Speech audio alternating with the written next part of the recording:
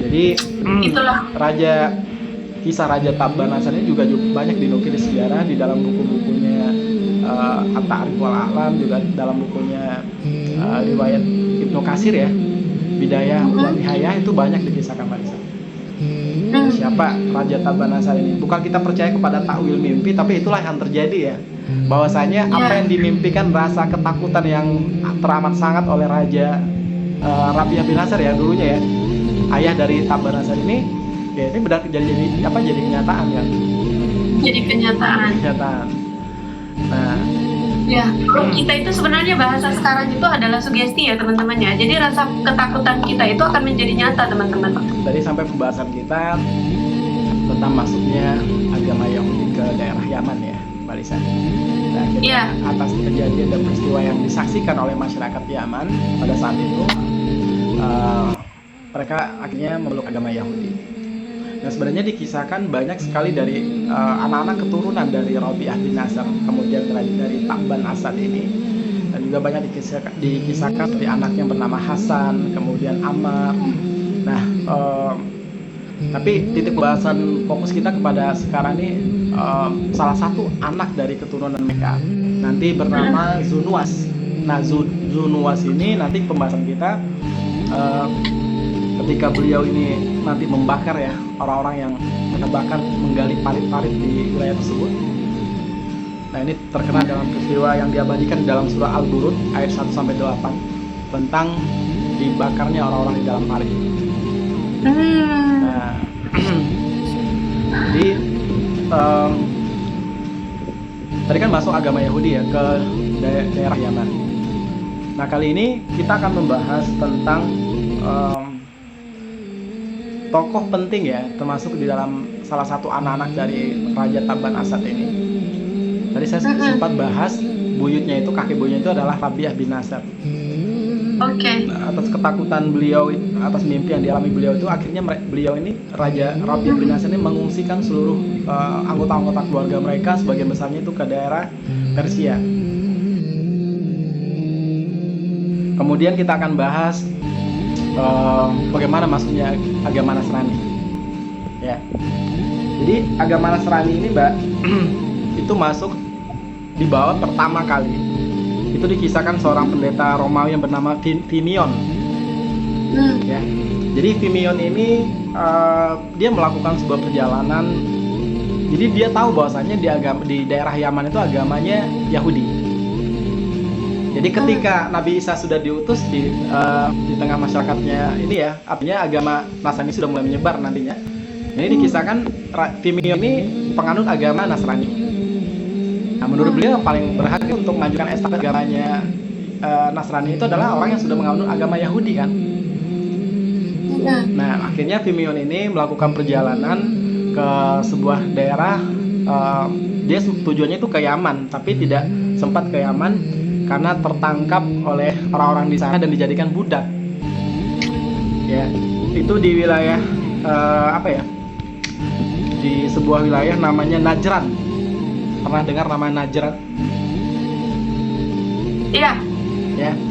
Jadi di daerah Najran ini banyak sekali para pengikut-pengikut agamanya Nasrani, ya. Bahkan juga dulu terkenal di saat baginda Rasulullah nanti berdialog dengan para pendeta-pendeta Nasrani ini, dan disampaikan hampir selama 3 hari Rasulullah berdialog itu, namun tidak juga mau mengimani apa yang dibawa risalah oleh Nabi Muhammad SAW. Dan akhirnya di daerah Najran ini terkenal dengan peristiwa Mubahalah. Jadi Rasulullah memboyong keluarganya, termasuk istrinya, anaknya gitu kan, anak-anaknya dan cucu-cucunya, termasuk Hasan Hussein. Kemudian dibawa ke sebuah tempat di daerah bukit itu, dan juga pendeta-pendeta Nasrani pun juga sama membawa keluarganya juga.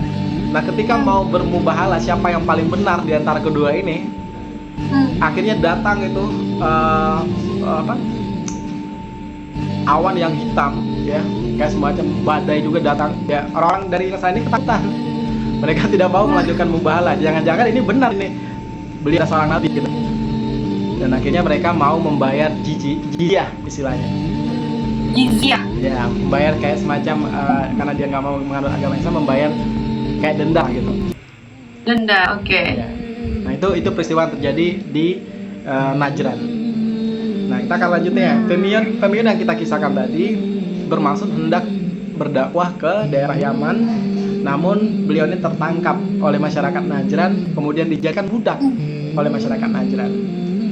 Nah di daerah Najran pada saat itu wilayahnya adalah dikenal dengan Ashabul Ahikah. Jadi orang-orang menyembah kepada pepohonan.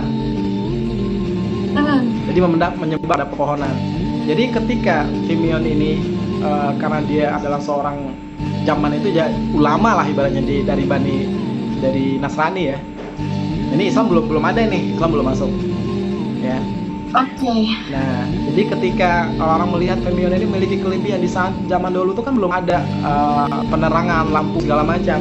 Namun ketika tuannya yang menangkap si Femion ini takjub melihat kenapa setiap Femion ini lagi baca Injil segala macam itu selalu terang itu di rumahnya. Nah akhirnya pas tuannya mendatangi Femion dan berkata dari Femion, agama apa yang kau anut ini? Dan dikisahkan oleh Femion tentang agama Nasrani gitu kan. Nah namun tuannya ini tidak mau mengikuti apa yang disampaikan oleh Femion ya. Nah kebiasaan dari masyarakat Najran pada saat itu mereka menyembah ada sebuah pepohonan yang sangat besar sekali, itu dijadikan sebagai sembahan, itu mereka anggap sebagai Tuhan mereka. Nah kemudian Fimion ini menawarkan kepada tuannya ini, kalian menyembah kepada pepohonan yang kalian anggap Tuhan gitu kan. Nah bagaimana kalau seandainya Tuhan saya mengalahkan Tuhan Anda? Maksud Fimion seperti itu. Nah maksudnya gimana kata raja, kalau misalkan pepohonan yang kau keramatkan itu, yang kau anggap sebagai sesembahan atau Tuhan itu hancur gimana gitu kan. Oke, iya. Mereka mau kalau itu bisa ngalahin itu katanya kan. Nah akhirnya dikumpulkan semua orang-orang di Najran itu, berkumpullah semua orang-orang di Najran tersebut, tepatnya di pepohonan yang besar itu ya, yang dianggap Tuhan oleh mereka, sembah tempat mereka menyembah. Nah akhirnya Femion berdoa kepada Allah ya, ini sepemahaman dari agama Nasrani ya pada saat itu. Kemudian dia memohon kepada Allah untuk menghancurkan pepohonan tersebut. Kemudian datanglah menyambar halilintar ya, geledek lah ibaratnya gitu, hancur luluh lantah itu semua pepohonan itu tumbang. Nah atas kejadian itu semua masyarakat Najran menganut agama Nasrani. Ini kisahnya. Nasrani. Oke. Ini kisahnya Mbak. Kisahnya ya. Ya. Luar biasa sekali.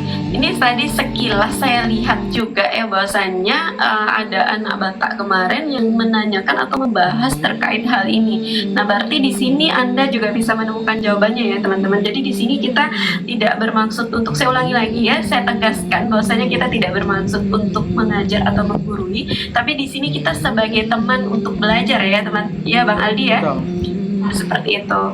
Nah, tadi sebenarnya saya juga ada membaca sekilas ya dari EX ya, yang minta untuk pembahasan ini, ceritakan Nabi Muhammad yang menyuapi orang buta. Mungkin itu nanti akan kita lanjutkan di itu fasenya tentang pas Rasulullah nanti diutus Rasulullah sudah diangkat seperti itu. Jadi kita sengaja untuk menyampaikan secara runut aja supaya kita mendapatkan, karena ini hubungan antara satu peristiwa yang lain dengan yang lain ini saling relate banget gitu Mbak. Ya, begitu. Jadi kita runutkan dari awal ya untuk EX ya. Jadi kita nggak lompat-lompat nih ceritanya, supaya kita dapat pengetahuan yang jelas dari awal, nggak melompat-lompat begitu kan. Masih banyak juga saudara-saudara kita, teman-teman kita yang belum tahu nih, dan nama-nama tokoh-tokoh ulama yang berperan juga di dalam sejarah-sejarah ini juga mereka banyak sekali yang tidak tahu begitu. Sebab itu kita runut dari awal begitu ya teman-teman ya. Begitu ya Bang Adi ya? Iya.